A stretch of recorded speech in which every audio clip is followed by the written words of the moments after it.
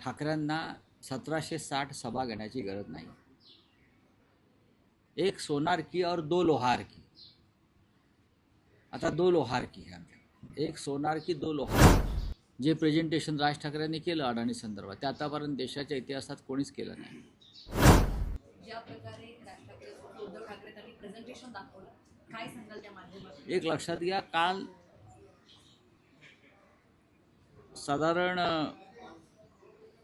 लोक विचारत होते, विशेषतः मीडिया, पहा देवेंद्र फडणवीसांनी मुंबईत 50 सभा केल्या, भारतीय जनता पक्ष 100वर सभा करते, एकनाथ शिंदे हेलिकॉप्टर आणि चार्टर घेऊन मुंबई ठाण्यात फिरत आहेत.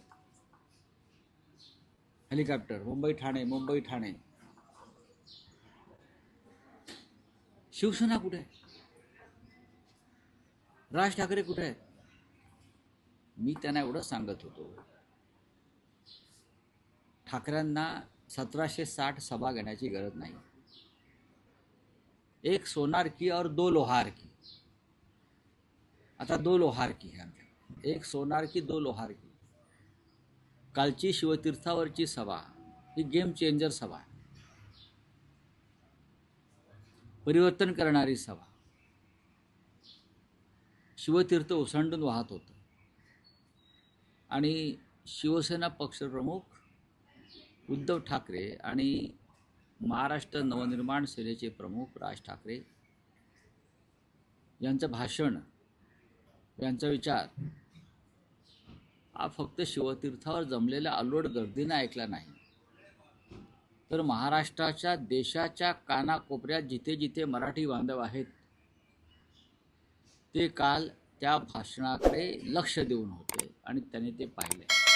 आपण जर आपल्या टीव्हीचे जे एक माहिती असते, इन्फॉर्मेशन असते, किती लोकांपर्यंत आपलं किंवा हे यूट्यूबर्स, म्हणजे तुफान कालचं भाषण हे महाराष्ट्रात आपला विचार कानाकोपऱ्यात गेला एका सभेनं. आज ठाण्यात सभा आहे आणि काल दोन्ही नेत्यांनी अक्षरशः तुफान निर्माण केलं. जे प्रेझेंटेशन राज ठाकरेंनी केलं अडाणी संदर्भात ते आतापर्यंत देशाच्या इतिहासात कोणीच केलं नाही. दूध का दूध, पाणी का पाणी. महाराष्ट्रच नव्हे, मुंबईच नव्हे, तर देश एका उद्योगपतीच्या अंमलाखाली कसा आणला गेलाय. म्हणजे प्रधानमंत्री मोदी नसून अडाणी आहेत की काय, असा प्रश्न पडावा. सब संपत्ती सब भूमी गोपाल की होते एकेकाळी घोषणा, तसं सब भूमी गौतम अडाणी. काय चाललंय देशामध्ये? काल ते चित्र पाहून या देशाच्या जनतेलाही धक्का बसला असेल. शिवसेनेनं कायम उद्योगपतींना पाठिंबा दिलाय, कारण उद्योग वाढले तर नोकऱ्या वाढतील, हा बाळासाहेब ठाकरेंची एक भूमिका होती. मालक जगला तर कामगार जगेल, भांडवल आलं पाहिजे.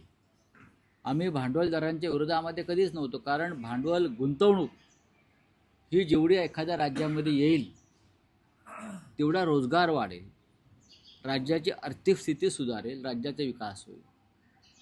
पण भारतीय जनता पक्षानं जी वन विंडो सिस्टीम केली एका उद्योगपतीसाठी, त्याला आम्ही विकास किंवा उद्योग म्हणत नाही, तर त्याला आम्ही लूट म्हणतो. लूट. मुंबईचं विमानतळ हे मुंबई शहरातलं विमानतळ बाहेर काढतात, लक्षात घ्या. इतक्या मोठ्या शहराला यापुढे स्वतःचं विमानतळ नसेल, आंतरराष्ट्रीय दर्जाचं आहे नाही शहर, इतक्या मोठ्या मुंबई, महाराष्ट्राच्या राजधानीला स्वतःचं विमानतळ यापुढे नसेल. महाराष्ट्राला त्या दृष्टीनं कमजोर करण्यासाठी, मुंबईचं कम्युनिकेशन, दळणवळण तोडण्यासाठी हे विमानतळ नवी मुंबईला शिफ्ट करतात गरज नसताना. तुम्ही कल्पना करा, ही मुंबई राज्याची राजधानी, देशाची आर्थिक राजधानी आहे आणि त्या मुंबईला यापुढे विमानतळ नाही. हे काल राज ठाकरेंनी परखडपणे दाखवलं.